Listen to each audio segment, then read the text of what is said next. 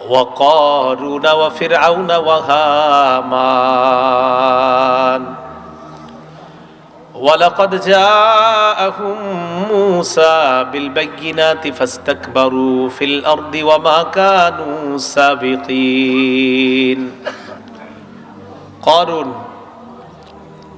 ফেরাউন হামান তাদের কাছে মুসা আলাইহিস সালাতু ওয়াস সালাম স্পষ্ট প্রমাণাদি নিয়ে উপস্থিত হয়েছে। তারা অহংকার প্রদর্শন করেছে। অহংকার করার কারণে তারা আমার আযাব এড়াতে পারেনি। পরের আয়াতে আল্লাহ কি বলে দেখেন, ফাকুল্লান আখাযনা বিজামবি, আমি সবগুলাকে তাদের অপরাধের কারণে ধরলাম, পাকড়াও করলাম। ফামিনহুম মান আরসালনা আলাইহি হাসিবা, তাদের কাউকে আমি আল্লাহ পাথর বৃষ্টি দিয়ে ধ্বংস করলাম।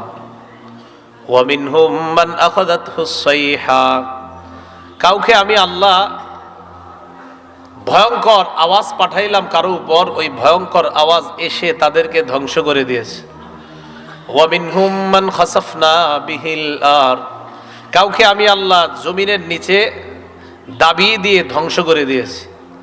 ওয়া মিনহুম মান আগরাকনা, কাউকে আমি আল্লাহ পানিতে ডুবিয়ে ধ্বংস করে দিয়েছি। এগুলা বলার পর আল্লাহ বলেন, ওয়ামা কানাল্লাহু লিয়াযলিমাহুম ওয়ালাকিন কানু আনফুসাহুম ইয়াযলিমুন, এই যে আমি আল্লাহ তাদেরকে ধ্বংস করলাম, আমি তাদের উপরে জুলুম করেছি এমন না, তারা অপরাধ করার কারণে এই গজব তাদের উপরে আসছে, তাই তারাই নিজেরা নিজেদের উপর জুলুম করেছে।